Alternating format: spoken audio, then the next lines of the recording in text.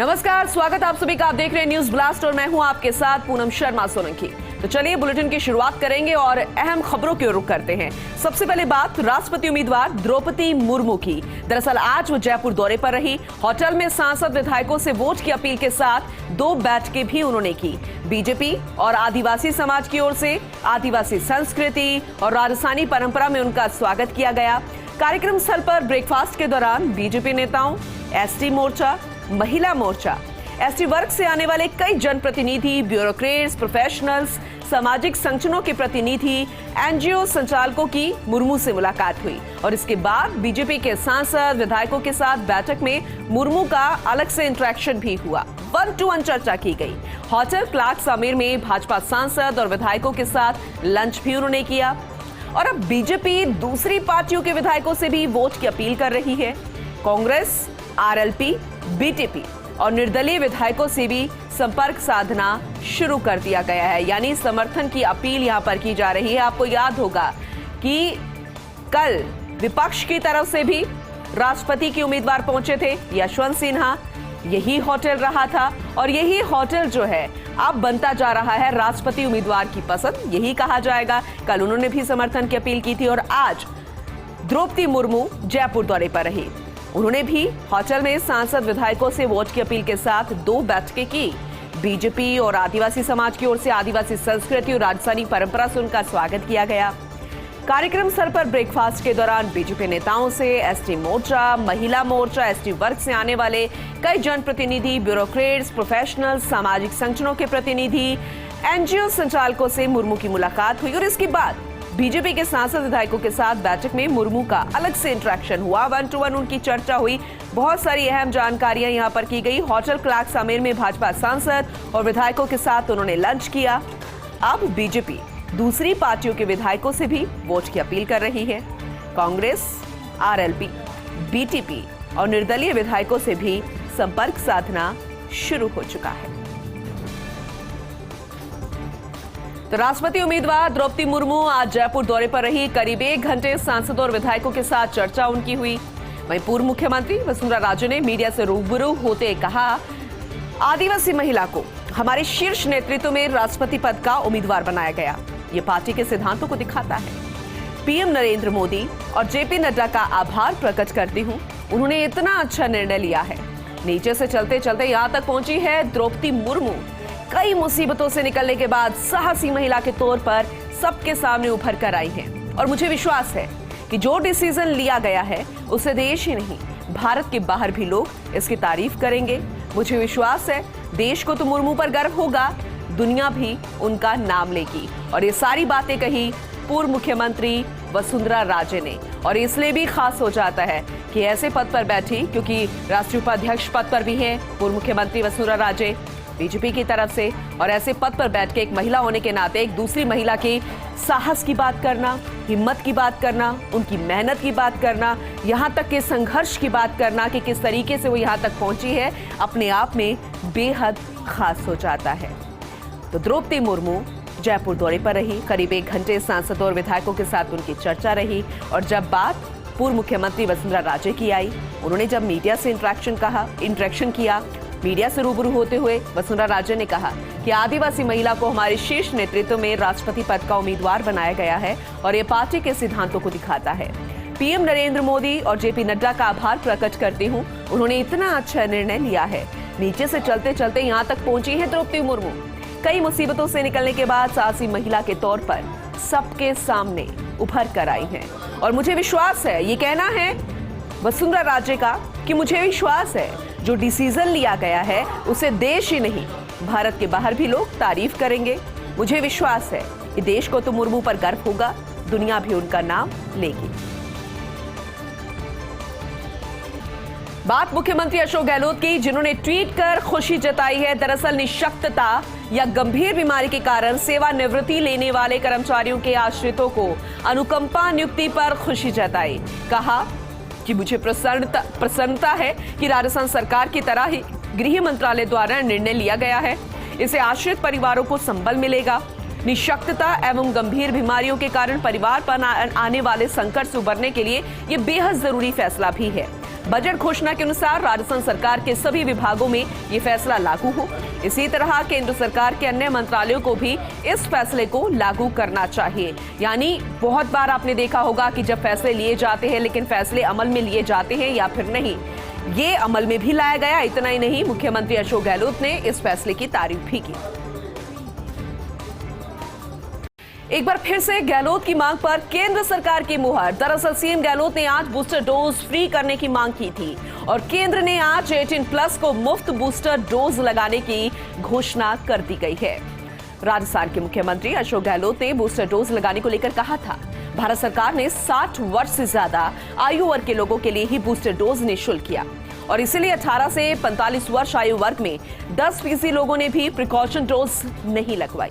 भारत सरकार को 18 से 45 वर्ष आयु वर्ग के लिए भी प्रिकॉशन डोज निःशुल्क करनी चाहिए। इससे से ज्यादा संख्या में लोग प्रिकॉशन डोज लगवाएंगे। कोविड इन्फेक्शन की चेन तोड़ने के लिए आवश्यक है कि सभी को वैक्सीन लगे। देश भर में पिछले दिनों कोविड के मामले बेहद ज्यादा बढ़ रहे हैं और इसकी वजह समय पर प्रिकॉशन डोज नहीं लगवाना है, यानी बूस्टर डोज। इसे लेकर सरकार लगातार कह तो रही थी, लेकिन केंद्र की तरफ से ये नहीं आया था कि ये फ्री में लगाई जाएगी। और आज ही मुख्यमंत्री अशोक गहलोत ने बूस्टर डोज की फ्री करने की मांग की थी केंद्र सरकार से और इस पर मुहर लग गई है। प्रधानमंत्री नरेंद्र मोदी ने इसे लेकर ऐलान कर दिया है, ट्वीट भी किया कि केंद्र ने आज 18+ को मुफ्त बूस्टर डोज लगाने की घोषणा कर दी है। यकीन मानिए, इससे बेहद यहां पर राहत मिलती हुई उन लोगों को नजर आएगी जो कि इसी वजह से नहीं जा रहे थे बूस्टर डोज लगाने के लिए, क्योंकि पैसा देना पड़ रहा था। और ऐसे में अब जब वो फ्री होगी तो खुद लोग जाएंगे, हिम्मत जुटाएंगे और बूस्टर डोज लगाएंगे। और ऐसे में जो आंकड़े बढ़ते हुए नजर आ रहे हैं, 18 से 45 वर्ष आयु वर्ग में 10% लोगों ने प्रिकॉशन डोज नहीं लगवाई है और ऐसे में आंकड़े कोविड के भी बढ़ते जा रहे हैं। मौत के आंकड़े भी कोविड को लेकर आ रहे हैं और ऐसे में डर हर किसी को था, चाहे राजस्थान हो या फिर केंद्र हो, अन्य राज्य हो। और ऐसे में अब इसे मुफ्त कर दिया गया है। ये वाकई में बेहद अच्छी खबर। बार बार हम कह रहे हैं कि कोरोना का बढ़ता आंकड़ा, लेकिन खौफ घटता जा रहा है। प्रदेश में कोविड महामारी को लेकर एक अलग ही तस्वीर नजर आई। जयपुर समेत प्रदेश भर में कोरोना के केसेस सामने आ रहे हैं, लेकिन लोगों के साथ साथ चिकित्सा विभाग भी ज्यादा चिंतित नजर नहीं आ रहा। राजधानी जयपुर में कोविड जांच सैंपल कलेक्शन सेंटर्स की संख्या सीमित हो गई है। हालांकि चिकित्सा अधिकारियों का दावा है कि जहां केस मिल रहे हैं वहां आसपास के इलाकों में एग्रेसिव तरीके से सैंपलिंग हो रही है, लेकिन वे भी मान रहे हैं कि स्टाफ की कमी के चलते सेंटर्स को कम किया गया है। स्टाफ की कमी की वजह से सेंटर्स कम कर दिए गए, लेकिन इस वजह से आंकड़ा जरूर बढ़ता हुआ नजर आ रहा है और वो लापरवाही भी नजर आ रही है, जिस वजह से ये कहा जा रहा है कि चिकित्सा विभाग ज्यादा चिंतित नहीं है, क्योंकि पूरे प्रदेश भर की बात कर रहे हैं हम। सिर्फ राजधानी जयपुर ही नहीं, जयपुर समेत पूरे प्रदेश भर में कोरोना के केसेस अब वापस सामने आ रहे हैं। लेकिन अगर आप बाहर निकलते हैं तो कोई आपको मास्क लगाया हुआ नजर नहीं आएगा, भीड़ में हर कोई ऐसे घूमता हुआ नजर आ रहा है। बूस्टर डोज बहुत ज्यादा लोगों ने नहीं लगाया है। इसके अलावा सेकंड वैक्सीन जो है, वैक्सीनेशन भी हर किसी का नहीं हुआ है और ऐसे में लगातार प्रशासन भी, सरकार भी यही लोगों से अपील कर रहा है कि आप खुद का ध्यान खुद रखिए, क्योंकि अभी आप मास्क लगा रहे हैं तो ज्यादा आप बच पाएंगे, बूस्टर डोज लगाएंगे तब आप बच पाएंगे और हर कोई वैक्सीनेट हो, यही फिलहाल अभी कोविड में कारगर है। जयपुर में कोविड जांच सैंपल कलेक्शन सेंटर्स की संख्या भी अब सीमित हो गई है। हालांकि चिकित्सा अधिकारी जो है वो दावा तो कर रहे हैं कि जहां केस मिल रहे हैं वहां आसपास के इलाकों में अग्रेसिव तरीके से सैंपलिंग हो रही है, लेकिन उन इलाकों का क्या जहां पर ना तो सैंपलिंग हो रही है, ना किस तरीके के आंकड़े सामने आ रहे हैं, लेकिन मौतें लगातार बढ़ती जा रही है और ऐसे में वो मान रहे हैं कि स्टाफ की कमी की वजह से इन सेंटर्स को कम किया गया है। चलिए अब आपको दिखाएंगे सचिवालय से राजेंद्र छाबड़ा की रिपोर्ट। एक जूनियर आईएएस के ट्रांसफर को लेकर बवाल हो गया। सरकार के 2 आला अफसर आमने सामने हो गए। आला अफसर से बिना पूछे उनके जूनियर का ट्रांसफर कर दिया गया। ये आला अफसर चाहते हैं कि ट्रांसफर कैंसिल हो। बड़े बजट के बड़े विभाग में ये जूनियर अफसर थे।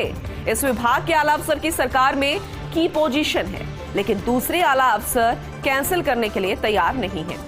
दूसरे आला अफसर भी सरकार में ऊंची कुर्सी पर हैं और ये पूरा मामला मुख्यमंत्री तक पहुंच गया है। जाहिर सी बात है, मुख्यमंत्री तक पहुंचा है तो ये मामला बहुत ज्यादा पेचीदा और कितनी गंभीरता इसकी है इस बात से अंदाजा लगाया जा सकता है। फिलहाल ये पूरी जो रिपोर्ट है सचिवालय से आप तक पहुंचा रहे हैं, राजेंद्र छाबड़ा की रिपोर्ट है। एक जूनियर आईएएस के ट्रांसफर को लेकर ही बवाल खड़ा हो गया। सरकार के 2 आला अफसर आमने सामने हो गए। आला अफसर से बिना पूछे उनके जूनियर का ट्रांसफर कर दिया गया। जाहिर सी बात थी, जो सीनियर अफसर है उनकी नाराजगी यहां पर देखने को मिलेगी। ये आला अफसर अब ट्रांसफर को कैंसिल करना चाह रहे हैं, ये कहा जा रहा है।